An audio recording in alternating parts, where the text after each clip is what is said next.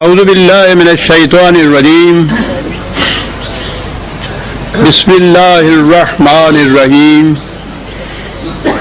عزیزان من، آج نومبر 1982 کی 19 تاریخ ہے اور درس قرآن کریم کا آغاز سورہ النجم کی آیت 33 سے ہو رہا ہے، 53/33۔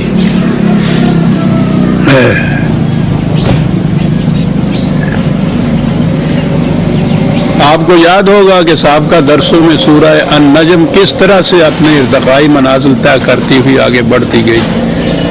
پہلے وہ بلندیاں سامنے لائیں گئیں کہ جو احسن تقویم انسان کا حصہ ہے، پھر اسی نسبت سے وہ انتہائی پستیاں سامنے لائی گئیں کہ جو اپنے ہاتھوں کا ایک تراشیدہ پتھر کا ٹکڑا اور اسے خدا بنا دیا جاتا ہے محض ایک نام رکھنے کی وجہ سے۔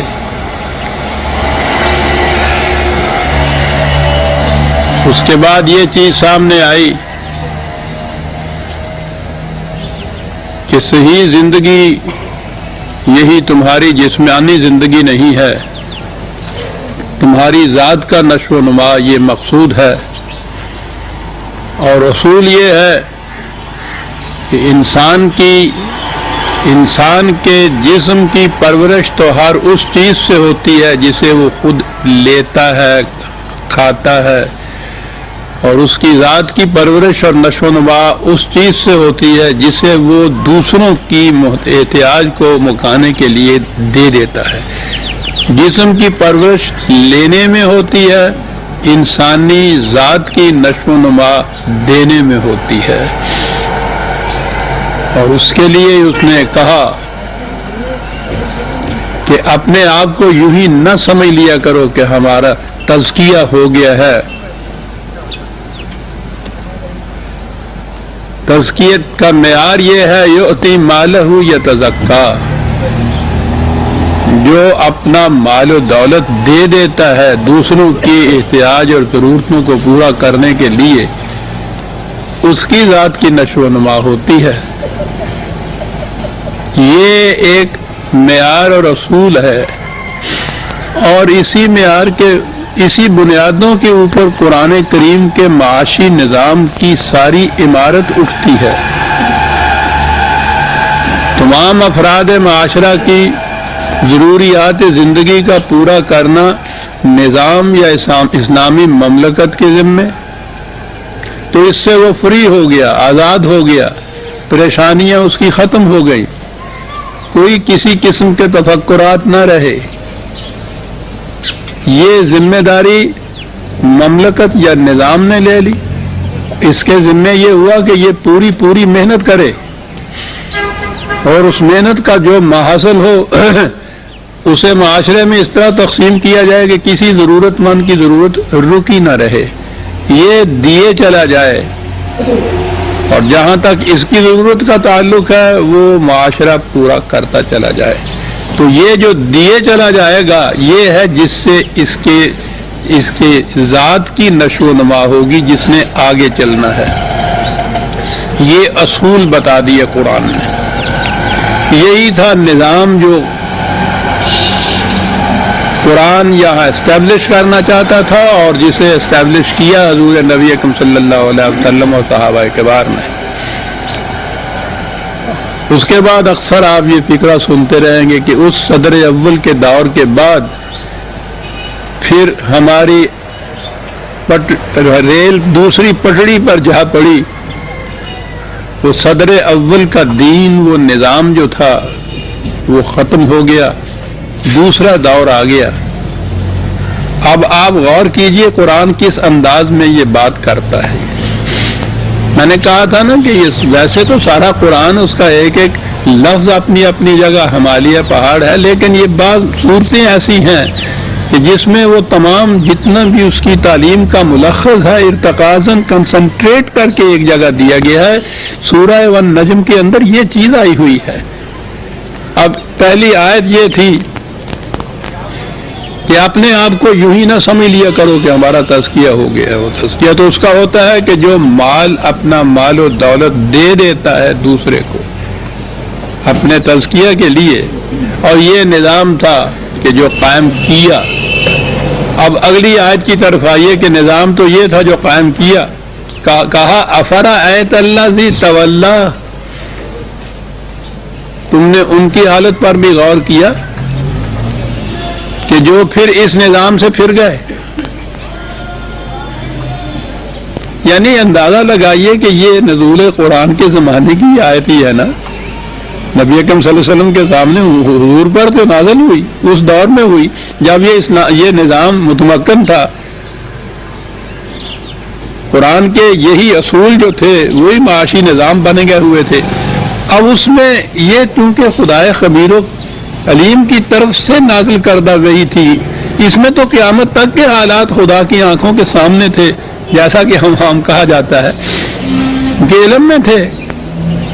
یہ بات کی جو حالت ہے اعراض برتنے کی، گریز کی راہیں نکالنے کی، منہ پھیر لینے کی، مڑ جانے کی، دوسری طرف چلے جانے کی، تولا کے سارے معنی. گریز کی راہیں نکالنا میں عام طور پہ اس کا ترجمہ کیا کرتا ہوں. پھر جانا اپنے اس اصل سے، اس کا ذکر ساتھ ہی کر دیا. کیا تمہیں بتائے کہ پھر یہ کس طرح سے پھر جاتے ہیں اس نظام سے. افرأیت الذی تولی، غور کیا تم نے ان کی حالت پر بھی کہ جو اس نظام کے قائم ہونے کے بعد پھر اس سے پھر گئے. وہ پھر جانے کی کون سی مثال دی، کون سی بات بتائی جس سے پتہ چل گیا یا چل جائے کہ یہ اس نظام کے اوپر نہیں رہے، اس سے پھر گئے ہیں. وہاں تو یہ تھا کہ یوتی مالہ، جس نے اپنا مال دے دیا دوسروں کی پرورش کے لیے. اب اس نظام سے پھر جانے والے کیا صورت ہے ان کی. آتا قلیلا و اقدا، وہاں تھا پورے کا پورا اپنا سارا مال دوسروں کی ضرورتوں کے لیے دے دیا. پھر گئے اس نظام سے تو کیا کیا. اب یہ نہیں ہے کہ یہ کہہ دیا کہ ہم نہیں مانتے قرآن کو، ہم نہیں مانتے اسلام کو. یہ کہنے کی تو ضرورت نہیں ہو سکتی. کہا تو یہی کہ ہم اسلام پہ قائم ہیں. ایک اسلام نیا ایجاد کیا. اس اسلام میں کیا کیا کہ اس مال و دولت میں سے تھوڑا سا دے دیا.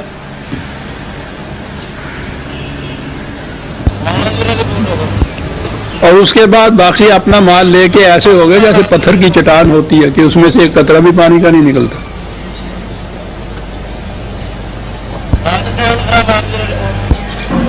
غور کیجئے گا عزیزان من، ایک آیت میں ساری بات کہا جاتا ہے کہ کہا تو یہ تھا کہ وہ تم مالہ، نظام یہ ہے کہ تمہاری ضروریات کی ذمہ داری مملکت نے لے لی، تمہیں اس کی پریشانی نہیں ہے، تم محنت کرو اور جو کچھ اس سے پیدا ہوتا ہے انسانیت کی منفعت کے لیے اس کے کھلا رکھو. یہ تھا وہ نظام، دے دینا ہے. اس سے ہی انسانی ذات کا تزکیہ ہوتا ہے. یہ ہوتا تھا، یہ ہوا، یہ نظام قائم ہوا. یہ تو اللہ بتا رہا ہے، قرآن بتا رہا ہے کہ اس نظام قائم ہونے کے بعد اس سے پھر جانے والے کون سے لوگ. پھر کیا ہوا؟ اس سے پھر گئے. کیا کیفیت ان کی ہو گئی؟ تھوڑا سا دیا، باقی جتنا ہے اس کو سمجھا یہ حلال ہو تو یہ مال ہو گیا، اور پھر بیٹھ گیا ایک پتھر کی طرح. یعنی اس کی ضرورت ہی باقی نہیں کہ کچھ اور دینا ہے، کیونکہ اسی سے مطمئن ہو گئے کہ دین کا منشا پورا ہو گیا.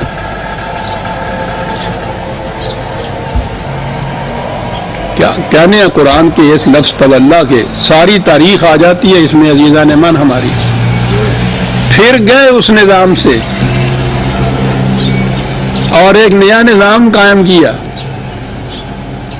اس میں تھوڑا سا دیا، باقی کے متعلق مطمئن ہو گیا کہ باقی سارا مال حلال و طیب ہو گیا. یہ نظام پھر قائم کیا پہلے نظام سے پھر جانے کے بعد.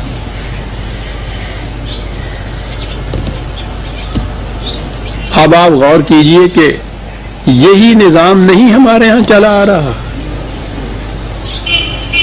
کہ جتنا جی چاہے جمع کرتے رہو، اس میں سے آتا قلیلا، تھوڑا سا اس میں سے دے دو،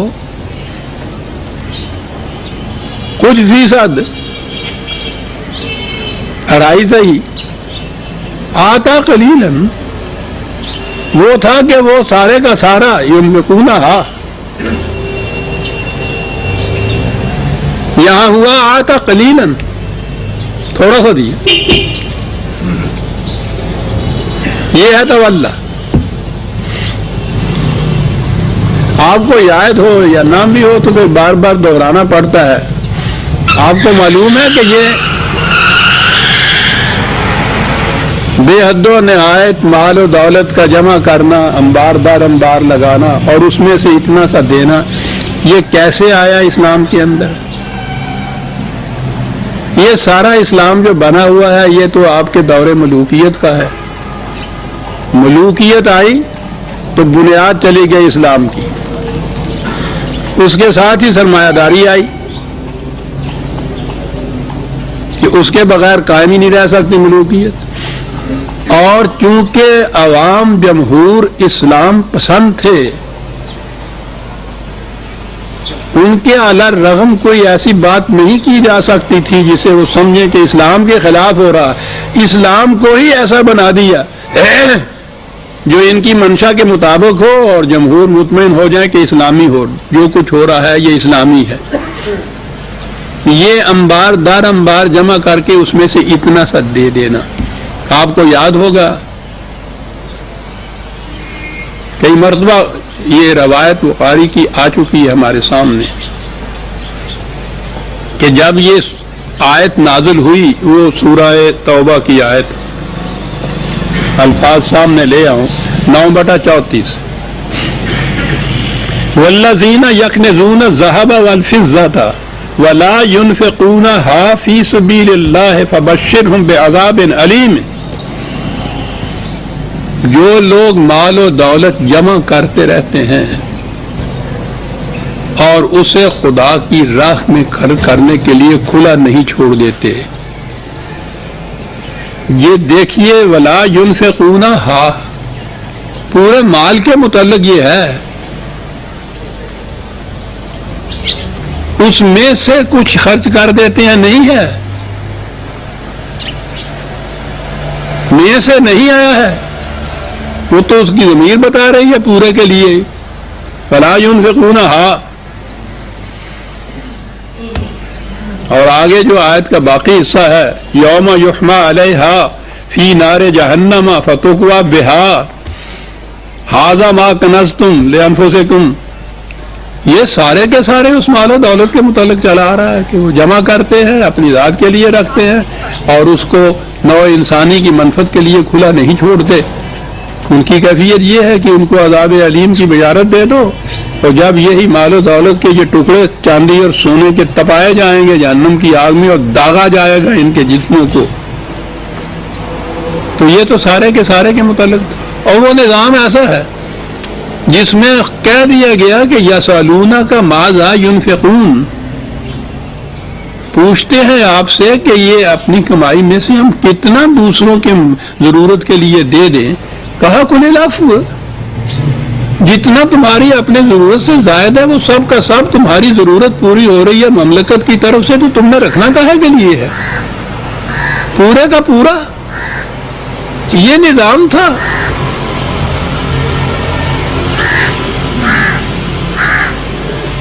یہ تو اس قدر پریشانیاں اور نجی اور ذاتی تفکرات دور کر دیے اور انسان کو پھر چھوڑا کہ بلند مقاصد جو انسانیت کے ہیں اس کے لیے یہ کام کرے، کچھ اپنی روٹی کی فکر نہ اس کو ستا دے، اپنے بال بچوں کی رزق کی فکر ہر وقت نہ اس کے پیچھے لگی رہے، اس سے آزاد کر دیا، عالم روزگار کو آسان بنا دیا، جو غم ملا اسے غم جانا بنا دیا۔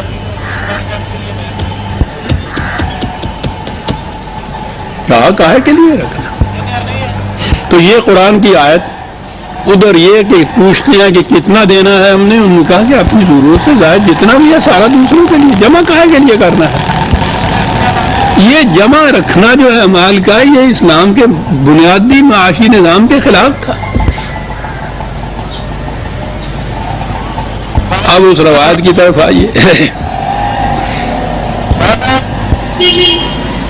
اس آیت کی شان نزول، یہ ایک لفظ آپ نے آیا کرتا ہے شان نزول جو ہے، اور اس کے بعد اس نزول کے بعد کی آیت کہ جب یہ آیت نازل ہوئی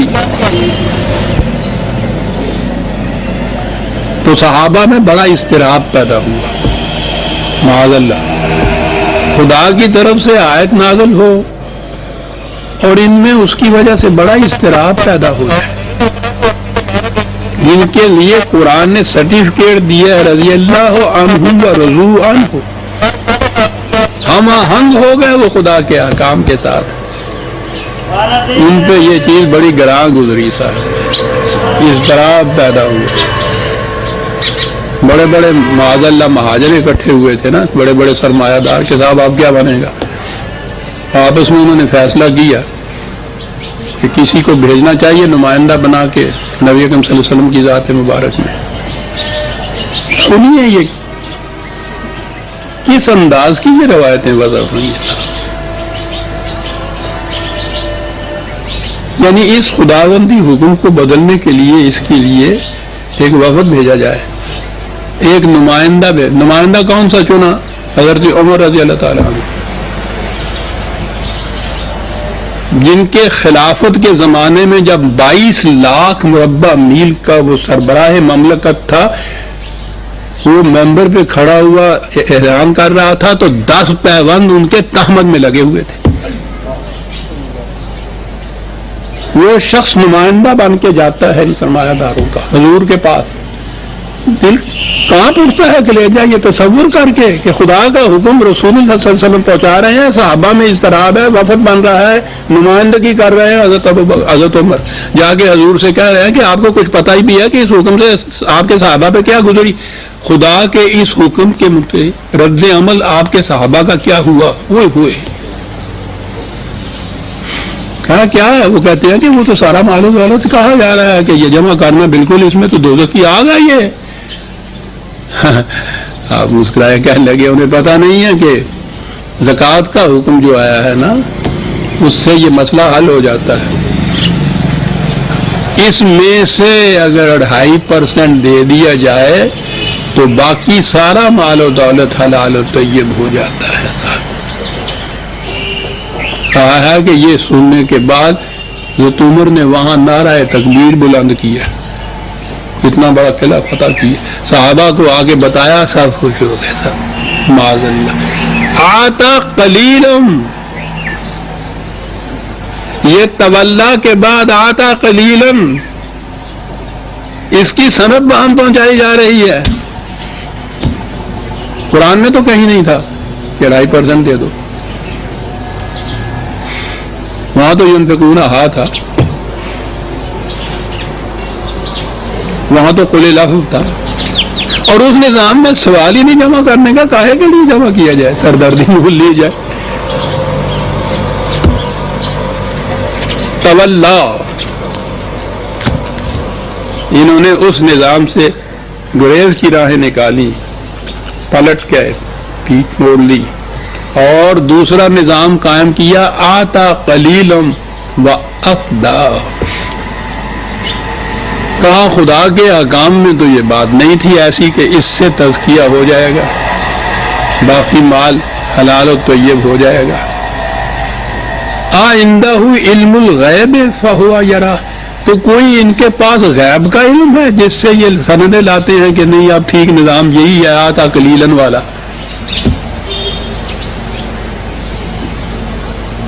جو قرآن میں ظاہر ہے سامنے اس میں تو یہ ہے نہیں، کوئی غیب کی بات ان کے پاس ہوگی جس سے یہ سند لاتے ہیں۔ کہا انہیں بتاؤ کہ یہ کوئی نئی بات بھی نہیں ہے جو ان سے کہی گئی ہے، دین کے اصول شروع سے ایک ہی چلے آ رہے ہیں، مختلف زمانوں میں دین پر عمل کرنے کے طریقے تو بدلتے ہیں، دین کے اصول نہیں بدلتے. ام لم ينبأ بما في صحف موسیٰ وابراہیم الذی وفى. یہ انہیں معلوم نہیں ہے کہ جو کتاب حضرت موسیٰ علیہ السلام کی طرف نازل کی تھی یا ابراہیم علیہ السلام کی طرف نازل کی، یعنی جتنے بھی انبیاء سابقہ تھے ان کی طرف جو کتاب نازل کی ان میں بھی یہی کچھ تھا. کوئی نیا دین نہیں ہے. اور حضرت ابراہیم علیہ السلام کے متعلق تو یہ کہہ دیا کہ انہوں نے یہ پورا کر کے دکھا دیا تھا. یہ سارا کچھ جو کہا گیا تھا انبیاء کرام نے تو یہ کیا تھا. یہ نظام نیا نہیں ہے، یہ سارا وہاں بھی آیا ہوا تھا. کیا تھا نظام؟ میزان من 2 آیتیں ہیں، 2 4 لفظوں کی.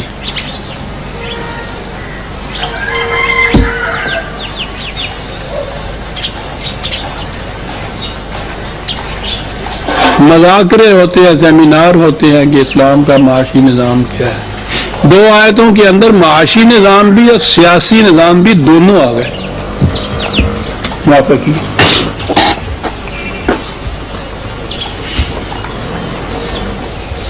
دونوں نظاموں کی بنیاد آ گئی.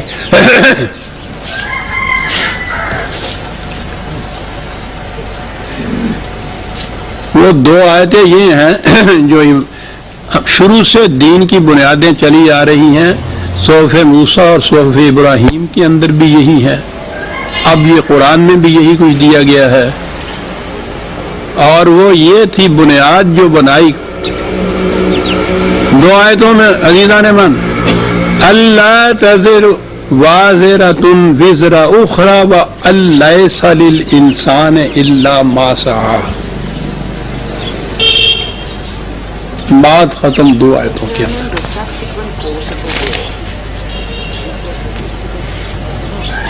پہلی چیز یوں پہلے لے لیجئے تو دوسری بات سمجھ میں آ جائے گی. معاشی نظام کی بنیاد اس پہ کہ صلہ یا معاوضہ محنت کا ہے، سرمایہ کا نہیں. یہ آج کے دور کا بہت بڑا کارنامہ یہ سمجھا جاتا ہے کہ نظام میں سرمایہ داری کے خلاف جو نظام اٹھا، اگرچہ یہ بات کمیونزم کی طرف سے وہ آئی جو کہتے ہیں، ان کے ہاں سے تو یہ بات کہی گئی اور مارکس نے کہا تھا کہ یہ نظام تو یہی ہے جو دنیا میں آخر الامر آئے گا. لیکن میں چونکہ اس کے لیے انسینٹیو یا جذبہ محرکہ نہیں پاتا کہ کس جذبے کے تحت یہ نظام قائم ہوگا، اس لیے میں یہ جرات تو نہیں کرتا کہ اس کو قائم کرنے کے لیے عملی قدم اٹھاؤں. لیکن میں یہ کہہ دیتا ہوں کہ آخر الامر انسانیت کی نجات اسی نظام کے اندر ہوگی جو یہ میں کہوں گا. اور وہ نظام یہ ہے کہ معاوضہ محنت کا ہوگا، سرمایہ کا نہیں. یہ کیا بات ہوئی؟ 1000 روپیہ آپ اپنی الماری کے اندر تجوری کے اندر رکھ چھوڑیے. مہینہ دن 2 مہینے دن، سال 2 سال 10 سال 20 سال، جب بھی اس کو آپ دیکھیں گے 1000 کا 1000 ہی ہوگا. وہاں رکھا ہوا تو کچھ نہیں پڑتا.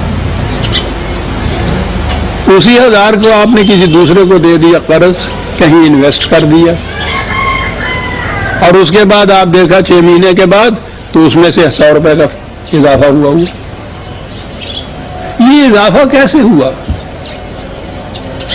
وہ 100 روپے، اس 1000 روپے نے بچے تو دیے نہیں، وہ تو آپ نے دیکھ لیا تھا اپنے یہاں رکھ کے کہ وہ 1 پیسہ بھی نہیں اس میں سے بچہ دیتا. وہ تو ویسے کا ویسا ہی ہوتا. چور لے جائیں تو وہ بھی نہیں رہتا، اس میں سے کچھ نہیں بڑھتا. یہ 1000 دے کے جو 1000 100 اس کو اوپر لے لیا آپ نے، یہ کیسے بڑھا اس کے اوپر؟ کسی اور نے محنت کی، یہ اس کی محنت کی کمائی سے 100 روپے ہے نا جو آپ کو آ گیا. آپ کا 1000 جو ہے اس نے تو کوئی بچے نہیں دیے، یہ 100 اوپر اس کے آ گیا. اسے کہتے ہیں سرمایہ کا صلہ. محنت نہیں، صرف سرمایہ. پہلی چیز یہ ہو گئی کہ دولت جمع کرنا جو ہے وہ جائز قرار پا گیا اس وضعی روایت کی روح سے، اور پھر اس کے اوپر آ کے ساری معاشی نظام کی روایات آتی ہیں. پھر انویسٹ کیسے کیا جائے، کس طرح سے، اور پھر آگے چلو تو عجیب قصے آتے ہیں.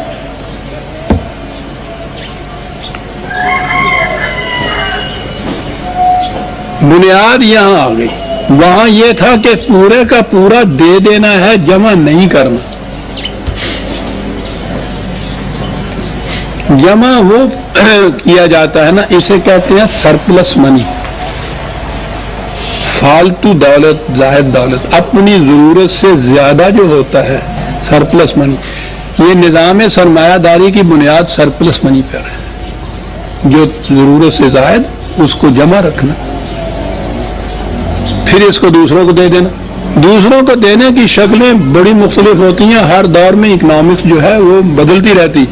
کسی زمانے میں تو صرف انفرادی ضرورت ہوتی تھی، ایک شخص کو ضرورت پڑتی تھی، غریب آدمی، اور وہ دوسرے سے قرض لیتا تھا، ذاتی انفرادی. اور اس قرضے کے اوپر یہ ہوتا تھا کہ صاحب تم سال کے بعد 10 روپے اس کے اوپر اور زیادہ ساتھ دینا. یہ وہ سود کہلا لیتا تھا.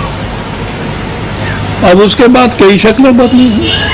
اب انویسٹ کیا جاتا ہے، سرمایہ کاری اس کا نام رکھا گیا ہے. یوں کسی فرد کو قرض نہیں براہ راست دیا جاتا. وہ کہاں سے آتا ہے جو سال کے بعد اس میں سے آپ کو وہ دے دیتے ہیں 100. وہ آپ کا جو 1000 تھا، میں نے ابھی کہا ہے کہ وہ یہاں رکھیے یا بینک میں رکھیے، وہ بچے نہیں دیتا. یہ سال کے بعد آپ نے براہ راست کسی سے نہیں لے لیا 100 روپیہ اس کے اوپر،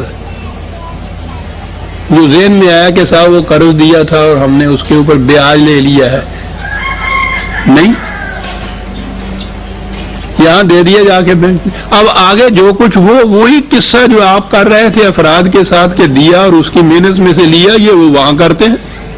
ورنہ وہ آپ کو 1000 کے بعد 100 دے کہاں سے دیں گے؟ بینک والے نوٹ تو چھاپتے نہیں. یہ کہاں سے آ گیا؟ آپ نے تو محنت نہیں کی.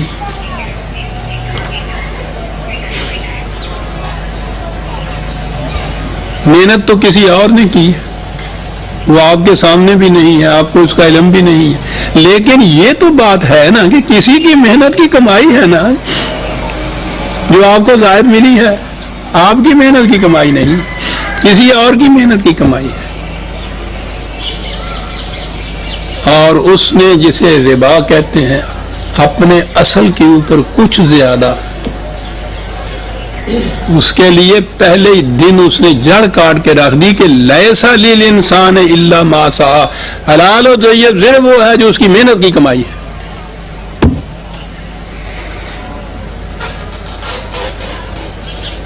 جو محنت کی کمائی نہیں، سرمایہ کی کمائی ہے، وہ ربا ہے.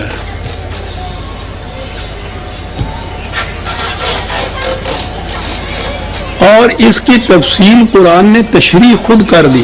جب یہ حکم دیا ہے ربا حرام ہے، اور ربا کی حرمت کی کیفیت یہ ہے کہ بڑے بڑے جرائم اور گناہ قرآن میں ان کا ذکر آیا ہے، ان کی سزائیں وغیرہ بھی مقرر ہے. ربا کے نظام کے متعلق یہ کہا ہے کہ ان سے کہہ دو کہ اس نظام کو اگر نہیں بدلو گے تو اعلان جنگ ہوگا تمہارے خلاف اسلامی مملکت کی طرف سے. یہ اتنا بڑا جرم ہے. اس لیے کہ جو بنیادی معاشی نظام ہے آپ کے یہاں کا قرآن، اس کے الرغم ایک دوسرا نظام کھڑا کرنا ہے، یہ بغاوتی تو ہوتی. فاضلوا بحرب من اللہ ورسولہ، اعلان جنگ.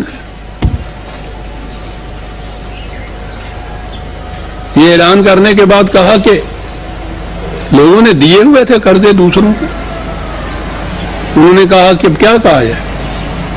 کہا کہ تم صرف اپنے اصل زر کے مالک ہو سکتے ہو، اصل زر واپس لے سکتے ہو. رؤوس من اموالکم، راس المال صرف لے سکتے ہو. اس سے زائد نہیں. یعنی جو پہلے دیے ہوئے تھے اس کے متعلق بھی یہ کہہ دیا. آئندہ دینے کا تو سوال ہی نہیں پیدا ہوتا تھا, وہ تو حکم ایسا آ گیا. جو پہلے دیے ہوئے تھے کہا کہ ان کے متعلق بھی یہ طے کرو کہ جو واپس ان سے لینا ہے, خواہ تم نے ان سے معاہدہ ہی کیوں نہیں کیا ہوا تھا کہ اتنا زائد وہ دیں گے, لیکن تم نہیں لے سکتے, صرف اصل زر لے سکتے ہو, اس کے اوپر کچھ بھی زیادہ لوگے تو ربا ہو جائے گا.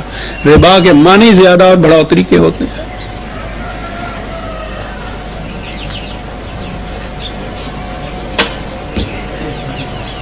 جی میں نے عرض کیا کہ اس کے بعد جب وہ تولا کے بعد آئے دوسری طرف آتا قبیلن والا, باقی مال جمع ہوا تو پھر وہ جمع ہونا کہ گھر میں رکھنے کا تو فائدہ کچھ نہیں, دوسرے کو دینے کا ہے نا. اب اس میں سے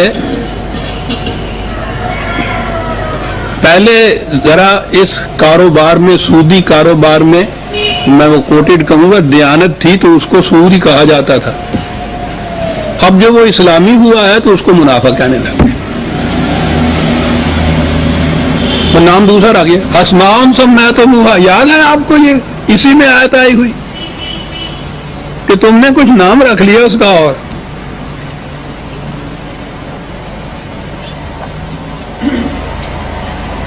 غریب ذمہ دار کسان کاشتکار آیا کہ صاحب مجھے 1000 روپیہ دے دیں تو ایک ٹکڑا زمین کا ملتا ہے وہ میں لے لوں, محنت کروں گا, اس میں سے کچھ نکلے گا, بچوں کا پیٹ پالوں گا. کہا کہ بھائی میں تمہیں دے دوں 1000 روپیہ, تو سود لینا تو حرام ہے, اس میں زائد تو کچھ میں لے نہیں سکتا, کیا کیا جائے. کہنے لگے تم روپیہ نہیں میں تمہیں دیتا, وہ زمین میں خرید لیتا ہوں, تمہیں دے دیتا ہوں کاشت کرنے کے لیے, تم اس میں کاشت کرو, محنت تم کرو, بٹائی رہی, آدھی فصل تمہاری آدھی فصل میری. یعنی اگر اس سے وہ بیاج لیتا تو 5-10 روپے لیتا, وہ حرام تھا. یہ حلال وہ ہے جو آدھی فصل لے گیا. اس کا نام مزارعات رکھ دیا فقہ کے اندر, حلال مزارعات حلال. اب یہ تو گاؤں کی زندگی تھی, وہاں کاشتکاری کی. شہروں کی زندگی میں کیا کیا کہ جنہیں آگے کہا کہ صاحب میں نے کچھ کاروبار کرنا ہے, پیسہ میرے پاس کچھ ہے نہیں زیادہ, تھوڑے سے پیسے مجھے دے دیجئے, میں لوٹا دوں گا آپ کو, اور پھر اس کے بعد آپ کو ساتھ اس کے 10 روپے دے دوں گا. کہنے کا لا حول ولا, تم حرام خور بتا رہے ہو مجھے, سود خود بنا رہے ہو. لیکن نہیں, پھر پیسے تو ویسے تو نہیں دیتا کوئی, مگر کوئی بات نہیں, یہ لے جائیے کاروبار کرو, وہ جو منافع اس میں سے ہوگا اس میں میرا حصہ, حلال طیب. سود نہیں منافع, اس کا نام ہے مزاربت.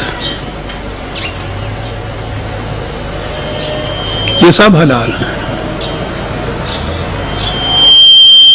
قرآن کا اصول عزیزان من اتنی لمبی چوڑی اکنامکس میں جانے کی بات ہی نہیں ہے. وہ تو بات وہ کرتا ہے جو ایک گدھا چلانے والا کسان بھی سمجھ لے اور بہت سے بڑا اکنامکس بھی سمجھ لے. آج بڑی سے بڑی اکنامکس جو ہے وہ اس اصول کے اوپر ہے کہ لیس للانسان الا ما سعی, معاوضہ محنت کا ہے, سرمایہ کا نہیں ہے. 1400 سال پہلے 4 لفظوں کے اندر پورا نظام معیشت کا دے دینا خدا ہی کے بس کی بات تھی, وہی دے سکتا تھا. دنیا اس کیپٹلزم سے تنگ آنے کے بعد جو آ رہی ہے دوسری طرف, تو وہ اس اصول پہ آ رہی ہے کہ معاوضہ محنت کا ہے. یہ اصول دیا جا رہا ہے آج.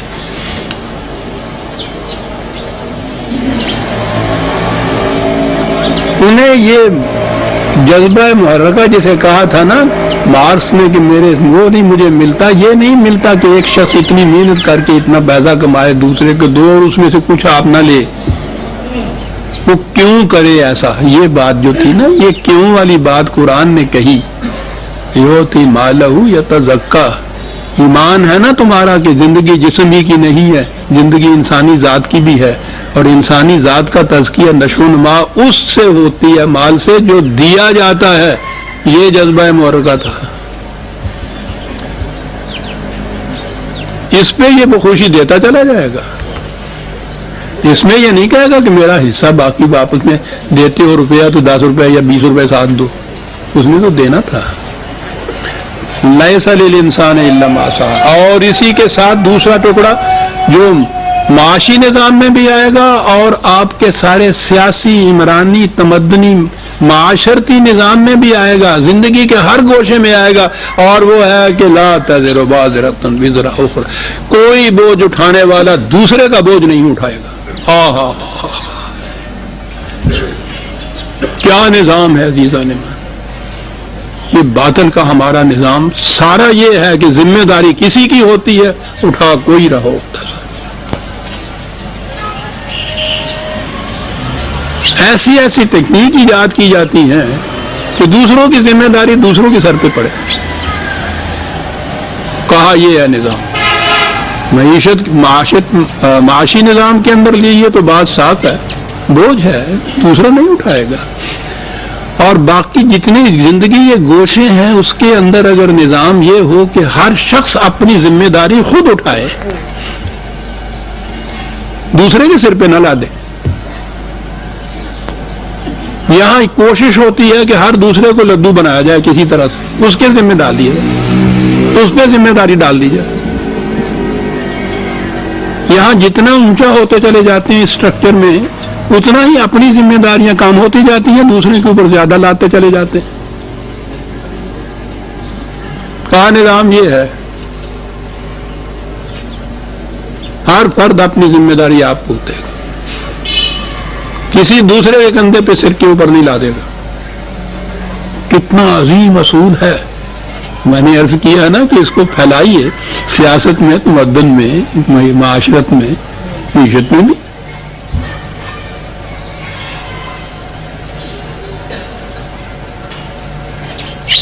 یہ دوسرے کی کمائی کے اوپر اس کا کنبہ ہے جو پل رہا ہے، اس کمائی کے اوپر جو دوسروں کی یہاں سے آتی ہے اس کی ذمہ داری تھی، یہ نبھا رہا ہے نا.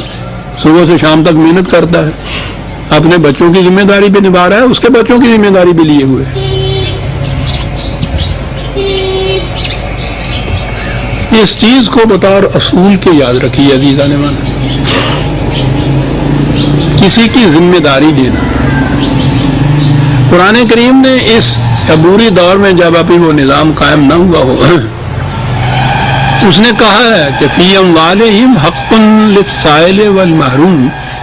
اس دور میں ابھی وہ نظام نہ قائم ہوا ہو اور اس طرف جا رہے ہو آپ، ایسے لوگ ہوں گے جو محنت کرنے سے معذور ہوں، اپاہج ہیں، بیمار ہیں، بوڑھے ہیں، محنت نہیں کر سکتے، یا جو محنت کرتے ہیں ان کی محنت کی کمائی ان کی ضروریات کے لیے پوری نہیں اترتی، کم رہ جاتی ہے. یہ سائل ہوتا ہے، وہ محتاج ہوتا ہے. کہا ان کی ضرورت پوری کرنے کے لیے انہیں دو کچھ. تو ظاہر ہے کہ یہ تو ہنگامی چیز ہے. کسی کی کمائی کم رہ جاتی ہے، یہ بھی ہنگامی چیز ہے، معذور ہے. یہ عبوری دور کے لیے ہنگامی طور پر کسی کی مدد کرنا، جسے آپ خیرات کہتے ہیں، یہ دے دینا، یہ اس دور کی چیز ہے. کسی شخص کی جو محنت کرنے کے قابل ہے خود محنت نہیں کرتا، اس کی ذمہ داری کو اٹھا لینا قرآن کے اس حکم کے خلاف ہے.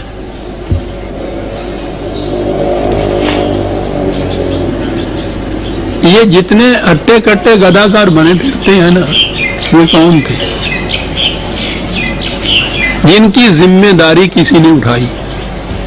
ایک تو یہ ہے نا کہ ایک وقت کے لیے روٹی دی، ذمہ داری. تھوڑے سے عرصے کے بعد وہ محنت کرنے کا عادی نہیں رہتا، محنت اس کو ایک مصیبت نظر آتی ہے. پھر کوشش کرتا ہے کہ اس کی جو ذمہ داری کسی نے قبول کی تھی نا کہ وہ پھر قبول ہوتی رہے. وہ پیرے تسمہ پا جسے کہتی ہے، گونڈوں پہ سوار ہو جاتا ہے اور ٹانگ لڑتی ہے، اترتا نہیں. آہستہ آہستہ وہ گداگر ہو جاتا ہے. وہ خواہ یوں دروازوں پہ جا کے مانگے یا بغیر محنت کیے ہوئے اپنی ذمہ داری دوسرے سے پوری کرائے، گداگری ہے۔ قرآن کہتا ہے کہ غلط، لا تزر وزرۃ اخری، ایسا نہ کرنا کہ جو اپنی ذمہ داری پوری کرنے کے قابل ہے اس کی ذمہ داری تم اٹھا لو، بالکل غلط ہے نظام، یہ گداگروں کا نظام بن جائے گا، ان لوگوں کا جو محنت سے جی چراتے ہیں ان کا نظام بن جائے گا، یہ نظام نہیں۔ جو ذمہ داری پوری کرنے کے قابل ہے وہ اپنی ذمہ داری آپ پوری کرے گا۔ وقتی طور پہ کوئی ہنگامی طور پر اس کو اگر احتیاج آ گئی ہے، کوئی حادثہ ہو گیا ہے ایسا، تو اس میں یہ چیز ہے کہ اس کی آپ مدد کر دیں، لیکن یہ ایک پورے نظام کے طور پر یہ معاشرے میں نہیں ہونا چاہیے۔ ذمہ داری کسی کی وہ پوری کوئی کرے، بالکل نہ یہ کرنا۔ گداگروں کا معاشرہ ہو جائے گا، خواہ ان کا نام گداگر یا فقیر ہو یا نہ۔ یہ بڑے بڑے جو دوسروں سے ذمہ داریاں پوری اپنی کراتے ہیں سب گداگر ہوتے ہیں۔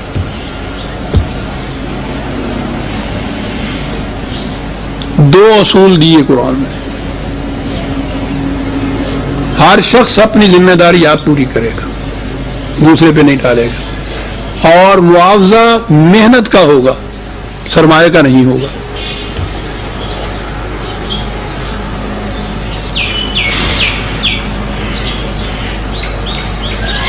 اب آپ یہ حیران ہوں گے کہ یہ آیات موجود تھی اس دور میں، تولا جب کہا قرآن نے کہ گریز کی راہیں تم نے نکالی، پلٹ گئے یہاں سے، یہ آیتیں تو موجود تھی قرآن میں، پھر کیا ہوا؟ ان آیتوں کے متعلق کیا کہا گیا؟ وہ تولا کا لفظ بڑا عجیب ہے، انکار نہیں کرنا، گریز کی راہیں نکالنا۔ ان کے متعلق کہا یہ گیا، اور آپ دیکھیں گے کوئی تفسیریں اٹھا کے ترجمے میں کہا کہ یہ چیزیں قیامت کے متعلق ہیں جو کہی گئی، یہاں کی زندگی کے متعلق نہیں ہے۔ قیامت میں کوئی بوجھ اٹھانے والا دوسرے کا بوجھ نہیں اٹھائے گا۔ قیامت میں جو بدلہ ملے گا اپنے عمل کا بدلہ ملے گا، اپنی کوشش کا ملے گا، دوسرے کی کوشش کا ملے گا۔ قیامت کے اندر یہ بات ہوگی، یہاں کی بات نہیں ہے یہ۔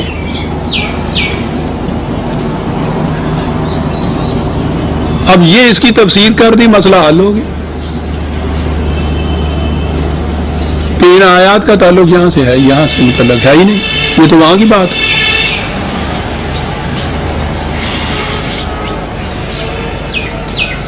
ذرا آگے میں بات بتاتا ہوں، قرآن تو فوراً چور کی ماں کو مارتا ہے۔ ساتھ ہی آیت رکھی ہوئی ہے وَأَنَّ سَعْيَهُ سَوْفَ يَرَىٰ، اور نظام وہ ہوگا کہ ہر محنت کرنے والا اپنی محنت کا محصول سامنے دیکھ لے گا اپنے، تو قیامت کی بات ہے ہی نہیں، وہ تو سامنے کہتا دیکھ لے گا۔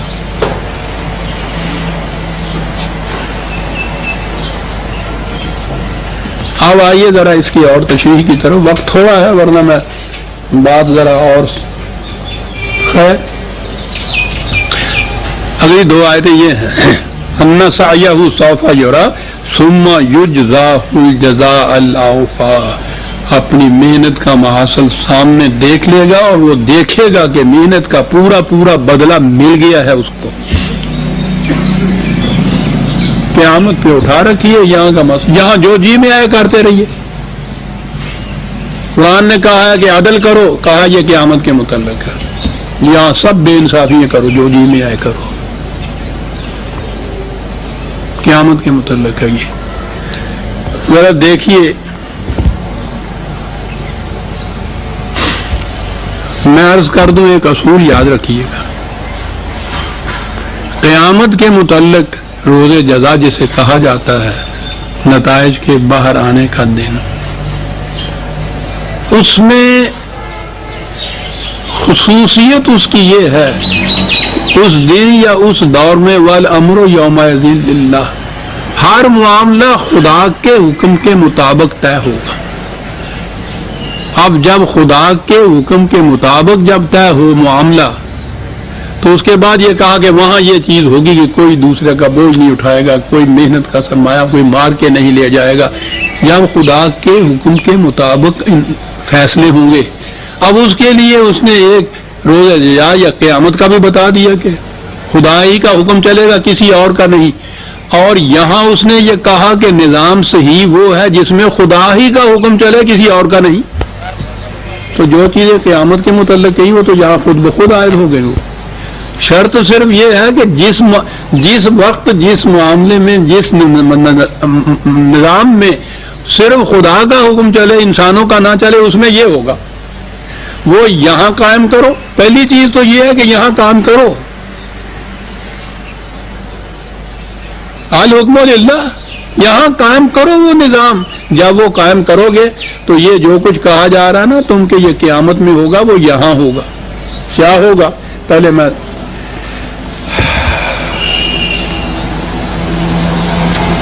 مثلاً 2/48 وَاتَّقُوا يَوْمًا لَا تَجْزِي نَفْسٌ عَن نَفْسٍ شَيْئًا وَلَا يُقْبَلُ مِنْهَا شَفَاعَةٌ وَلَا يُؤْخَذُ مِنْهَا عَدْلٌ وَلَا هُمْ يُنصَرُونَ. جرم اور اس کے مواخذہ کے متعلق یہاں یہ بتایا گیا ہے کہ عدل اسے کہا جائے گا کہ کوئی شخص کسی دوسرے کے جرم کے بدلے میں ماخوذ نہ ہو. پہلی چیز، سفارش کسی کی قبول نہ کی جائے. کچھ دے دلا کے مجرم کو نہ چھوڑا جائے. مجرم کی ناجائز مدد کرنے والا کوئی نہ ہو. یہ کہا قرآن نے نظام عدل کے متعلق. اب کہا جائے کہ صاحب یہ معاملہ قیامت کا ہے، وہاں یہ ہوگا، یہاں سب کچھ اس کے خلاف ہوگا. کیا کہا قرآن نے؟ قرآن نے کہا ہے کہ اگر حکومت خداوندی ہوگی تو اس میں یہ ہوگا. جب خدا کا قانون چلے گا، قیامت کی خصوصیت یہ ہے کہ وہاں خدا کا قانون صرف چلے گا، انسان کا نہیں. اور کہا کہ تم یہاں نظام ایسا قائم کرو کہ جہاں خدا کا قانون چلے، انسان کا نہیں. تو جب بھی خدا کا قانون چلے گا، وہ اس زندگی میں ہو یا بعد کی زندگی میں ہو، وہی نتائج ہوں گے جو قرآن نے بتا دیے ہیں.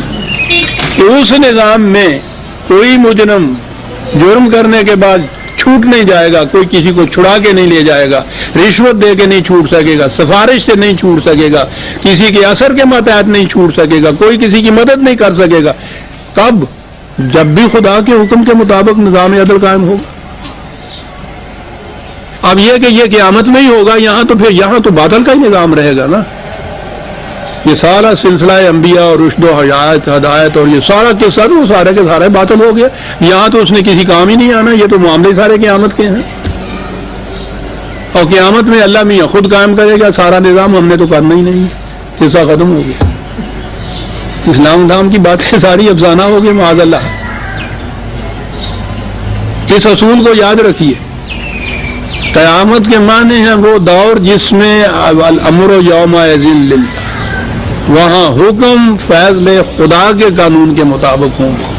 اور کہا کہ تم یہاں یہ نظام قائم کرو جس میں حکم خدا کے قانون کے مطابق ہو. یہاں قائم کرو گے تو وہی نقشہ یہاں ہوگا جو ہم نے قیامت کا عمل تلیں گے. کسی کی سفارش نہیں چلے گی، کفارہ نہیں ادا ہو سکے گا. یہاں قائم کرو گے تو یہاں بھی یہ صورت ہو جائے گی. تو اس کو پہلے ذہن میں رکھیے کہ قیامت پر اٹھا رکھنے کی بات نہیں ہے. اب لیجئے اسے ماسا کی بات.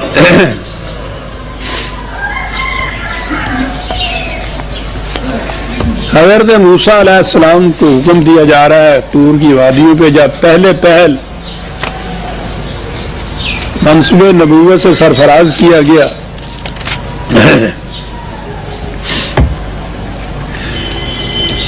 وہ ہے لمبا چوڑا کہ موسیٰ ہم نے تمہیں تیار کیا اس سارے دوران میں ایک خاص مقصد کے لیے. ہمارا ایک کام تھا لنفسی، ہمارا ایک بہت بڑا کام تھا، جیسے کہا جاتا ہے کہ رکا ہوا تھا. پھر ہم تمہیں تیار کرتے رہے. اب تم بہت سی بھٹیوں میں سے گزر کر ہمارے پیمانے پہ پورے اترے. اب وہ جو ہمارا کام تھا نا، وہ ہم تمہارے ذمے لگا رہے ہیں کہ جا کے پورا کرو. اندازہ لگائیے یہ کیا چیزیں قرآن کس انداز سے کہہ رہا ہے کہ اس کا ایک کام تھا. کیا کام تھا؟ سنیے کہ ہو کیا رہا ہے. جاؤ فرعون کی طرف. ہمارے پروگرام کے مطابق اب وہ وقت آ گیا ہے. ان الساعۃ آتیۃ اکاد اخفیھا. اس سے پہلے یہ انقلاب اندر اندر زیر زمین شعور کے اندر چلا آ رہا تھا. یہ جو محکوم قوم تھی جن کو کچل دیا گیا تھا, محتاج بنا دیا گیا تھا, ظلم کیے گئے تھے ان کے اوپر, ان کے دلوں میں یہ پرورش پا رہا تھا یہ بغاوت کا جو بیج تھا. اب وقت آ گیا ہے کہ اس کو ہم نمودار کرنا چاہتے ہیں. ذرا جاؤ فرعون کی طرف, انقلاب برپا کرو. آگے بتایا کاہے کے لیے, وہ کیا کر رہا تھا جس کے بعد یہ انقلاب برپا کرنے کی ضرورت پیش آئی. کہا اس لیے لتجزا کل نفس بما تسعی. وہ لفظ سعی ہے یہاں, تاکہ ہر شخص کو اس کی محنت کا معاوضہ صحیح مل جائے. یہ تھا جی وہ جو انقلاب برپا ہوتا تھا. اب یہ قیامت کی بات تو نہیں ہو رہی. حضرت موسیٰ کو تو فرعون کی طرف بھیجا جا رہا جی. 20/15 ہے یہ. وہ تو بھیجا جا رہا ہے کہ جاؤ وہاں. کیا بات تھی جس کے خلاف بھیجا گیا, جس کو انقلاب کو, جس کو الٹنے کے لیے بھیجا گیا کہ ہر شخص کو اس کی محنت کا معاوضہ صحیح نہیں مل رہا اس نظام میں. ہم ایک انقلاب برپا کرنا چاہتے ہیں, تم جاؤ اسے برپا کرو تاکہ ہر شخص کو اس کی محنت کا محصول صحیح مل جائے. تو وہ تو یہاں ملنے کی بات ہے عزیزان ایمان.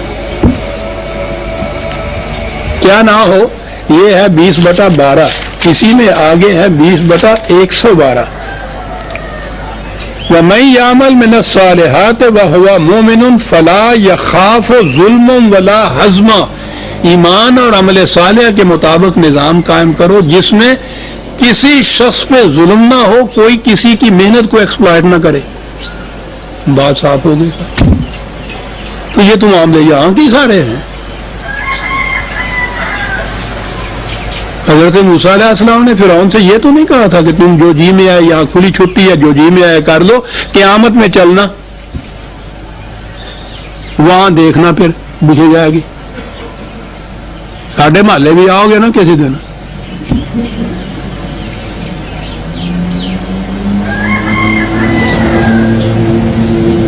وہاں تو یہ ظالم کی کلائی میں اڑنے کے لیے آتے ہیں. سر یہی وہ نظام قائم ہوا تھا.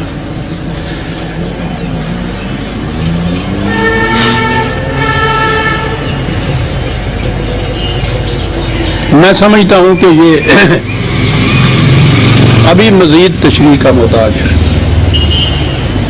وہ ہیں تو صحیح میرے سامنے, لیکن وقت اب آج کا ختم ہوا ہے. اور اسی درس کے تسلسل میں ہم اگلا درس لیں گے اور بتائیں گے کہ قرآن کریم نے یہ سارے معاملے قیامت پر اٹھا رکھے تھے یا یہاں کی دنیا کے متعلق یہ کچھ کہا ہوا تھا. کوئی کسی کی محنت کو ایکسپلائٹ نہیں کرے گا جسے استیصال کہتے ہیں. کوئی کسی پر ظلم نہیں کرے گا جس کو استیلاء کہتے ہیں.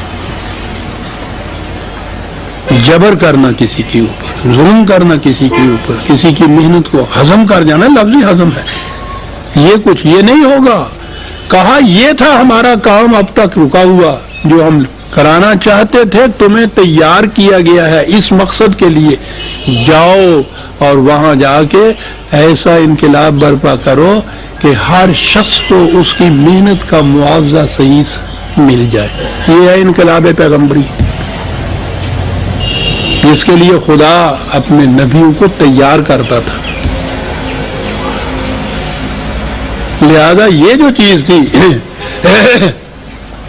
ان احکام کی خداوندی کی یہ تفسیر ہے یا تعویل ہے یا تعریف ہے کہ صاحب ان کا تعلق قیامت کے لیے یا نہیں ہے. بس یہ آیتیں پڑھتے ہیں یا تو ثواب کی خاطر پڑھ لیا, معنی سمجھ میں نہیں آئے, اور اگر کسی کو سمجھانا مطلوب ہوا تو پھر سیدھی سی بات ہے کہ سنو قیامت میں کیا نقشہ ہوگا, کوئی کسی دوسرے کا بوجھ نہیں اٹھائے گا. हर एक को उसकी अपनी मेहनत का, अपने अमल का बदला मिलेगा। ठीक, और खुदा ने कहा है कि तुम देखोगे अपने सामने ये सारा कुछ जो है नजर आ जाएगा। क़यामत के दिन सब कुछ नजर आ जाएगा। घंटों भर ये वाज होता रहेगा, क़यामत का नक्शा आपके सामने खींचते रहेंगे, वहाँ ये होगा, वहाँ ये होगा। जिन पे यहाँ जुल्म और जौर हो रहा है, जिनकी मेहनतें सलब हो रही हैं, वो भी मुतमईन होंगे कि भाई खुदा ने भी कह दिया कि यहाँ तो कुछ नहीं हो सकता। वो थोड़े दिनों के लिए इंतजार कर लो, बस फिर आगे जाओगे, तुम देखोगे। तो वहाँ अगर इसकी मेहनत के जो बाकी उस ले गया था, वो हजम कर गया था 2000 रुपया, तो क़यामत में इसको 2000 रुपया मिल भी गया तो करेगा क्या? होते थे हटी कोई नहीं होनी।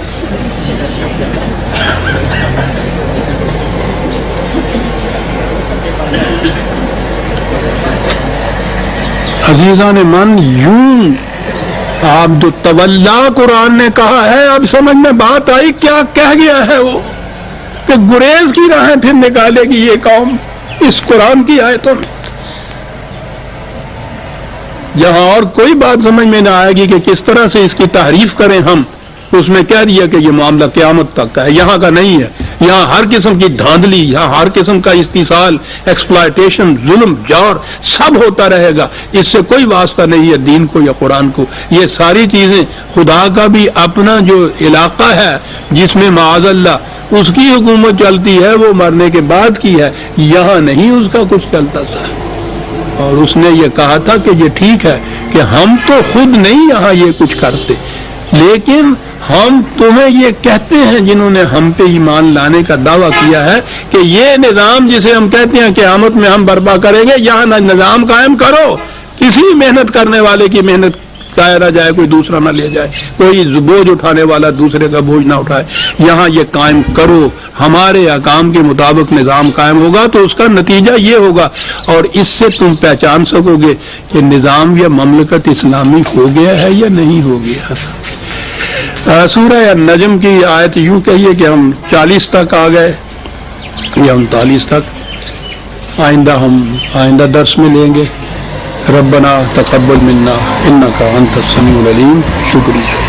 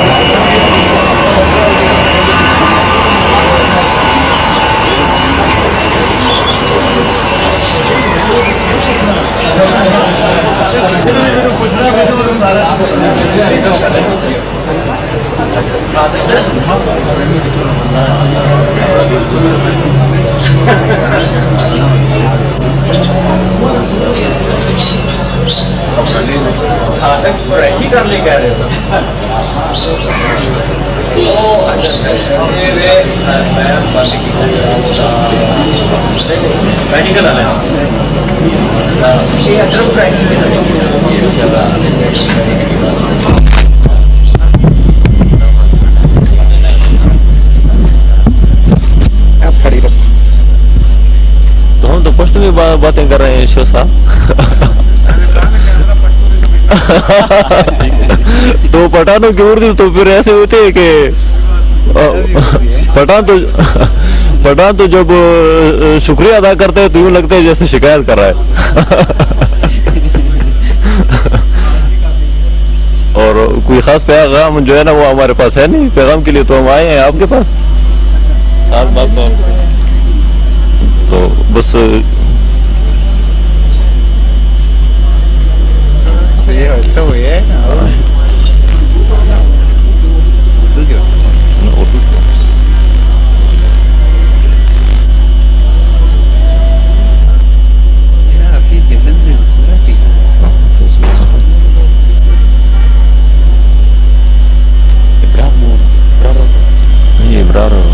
सर हफीज जलंधरी अभी नहीं आ रहा, पहले तो आता था। अच्छा अच्छा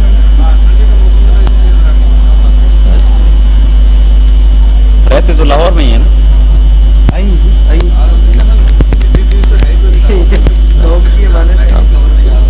आ जाए आ जाए आपके साथ। इधर आइए। आप हमारे साथ बात करेंगे तो फिर उर्दू में बात बन जाएगी। बात ये उर्दू किनकी जबान है? उर्दू थोड़े से लोगों की जबान है, हमारी पंजाबी जबान है। ये पाकिस्तान में ढाई आदमी से आए। बोलते हैं। तो बजम जो है ना वो हमारी अक्सर जो अहबाब हैं वो फॉरेन में है। हाँ, ये मेरे दोस्त हैं हसन अली, ये दुबई में होते हैं, ये अबू धाबी में होते हैं। दुबई में क्या करती है? हाँ, ये पुलिस में है, खतरनाक आदमी है। मेरे भाई ने उधर से काम बढ़िया नहीं, मैं आपका भाई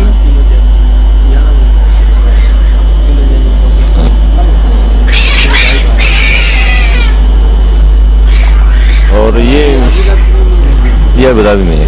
ये भी पहले तो दुबई में थे, अभी फिर उड़ने के लिए पर जो है ना वो तोड़ रहे हैं। तो पाकिस्तानी में कोई है कि नहीं? आप किधर है? मैं पाकिस्तान। ये पाकिस्तान शुक्र है। जी हाँ, हंगू से आए हैं। वहाँ पे भी कारोबार करते हैं। तो अभी तो कोई खास कारोबार नहीं, ये दोस्त जो है ना कोशिश कर रहे हैं मुझे भी वहाँ। आप क्यों इधर है? पुलिस वाले हैं, कर लेंगे। फिलहाल तो इस्लाम का कारोबार कर रहे हैं। ये अबू धाबी में पैगाम बचाएंगे, हाँ तो चले। वहाँ जो तो ज्यादा यानी कि लोग नजदीक होने की कोशिश करते हैं ऐसे, यानी कि अगर आपके पास कोई प्रोग्राम है यहाँ पे तो हाँ हाँ वो तो ज्यादा करीब होने की कोशिश करेंगे, क्योंकि उनके पास इतना वहाँ पे ऐसा ना कि इधर हर आदमी ये मसरूफ है, जुमले को कुछ बच्चे साथ लें तो ज्यादा अच्छा है। हाँ हाँ इनका वो आपस में जो है ना कांटेक्ट होता है, जो हमारे इलाके के लोग हैं, लेकिन वहाँ दूसरे भी होंगे ना जो यहाँ पाकिस्तान से गए हुए हैं, तो वो इदारे से पता चल सकता है कि भाई। इंटरेस्ट लेते हैं हाँ ऐसी चीजों में। हाँ बिल्कुल बहुत हाँ हाँ जैसे ही कुरान के जी। वो है वो दिखा सिर्फ अबू धाबी में एक आदमी। नहीं, इसके अलावा भी होंगे ना, ये तो आपके लगे। वो तो हमने हाँ हाँ इदारे से पता चल सकता है। वो तो जब मुझे जाने का मौका मिलेगा तो फिर पता चलेगा कि वहाँ कौन सा। आप यहीं के रहने वाले? जी हाँ, मैं तो लाहौर का रहने वाला हूँ। मैं डॉक्टर हूँ आजकल, मैं बड़ी खतरनाक जगह पे हूँ। हाँ, कहाँ पर? जराइम को डील करते हैं, हम केमिकल एग्जामिनेशन करते हैं। तो पूरे फ्रंटियर से और पंजाब से केसेस आते हैं हमारे पास केमिकल वो एग्जामिनेशन। फ्रंटियर के ज्यादा होंगे मेरे ख्याल फ्रंटियर के तो बहुत ज्यादा सॉडमी के केसेस आते हैं। ये रेप के और सॉडमी के और अल्कोहल ड्रिंकिंग के, ये जितने ऐसे बुरे कामों वाले चीज होते हैं वो हमारे पास आते हैं, तो हम उसकी फिर फाइनल रिपोर्ट देते हैं जो अदालत में पेश होती है। अच्छा वो तो मेरे क्लास फेल होते हैं। अब तो वजीरिस्तान के भी दो लड़के, अच्छा मीर जान खान और मेरे साथ डॉक्टर में पढ़ते रहे। एक हमको प्रॉब्लम मेरे साथ यहाँ पढ़ता रहा है गवर्नमेंट कॉलेज लाहौर में। अच्छा उसका नाम नहीं मुझे आ रहा है। हंगू का हाँ प्रॉपर वो हंगू, उसका नाम है हंगू रखा हुआ। हंगू खान। हंगू खान लाहौर में। हाँ काफी पुरानी बात हो गई है, 10 साल। वो यहाँ पहले एक होते थे इब्रार हुसैन। डायरेक्ट अच्छा यहाँ आते थे। हाँ एमए के शायद मैं नहीं याद, क्योंकि मैं भी यहाँ मैट्रिक में तक 67 66 से मैं ऑनवर्ड आ रहा हूँ यहाँ। अच्छा कुछ پھر کراچی چلے گئے تھے, کراچی سے میں نے MBBS کیا. پھر اس کے بعد آرمی کی سروس کی, یہ اسکردو بلتستان. ہارڈ ایریا کاٹ کے آئے. تاریخ سے وابستگی پرانی ہے. جی کافی. میں یہی گورنمنٹ لاہور ہی میں رہتا تھا اسکول کے زمانے سے. یہاں آغا صاحب آتے ہیں, MJ آغا صاحب میرے ٹیچر تھے. اچھا.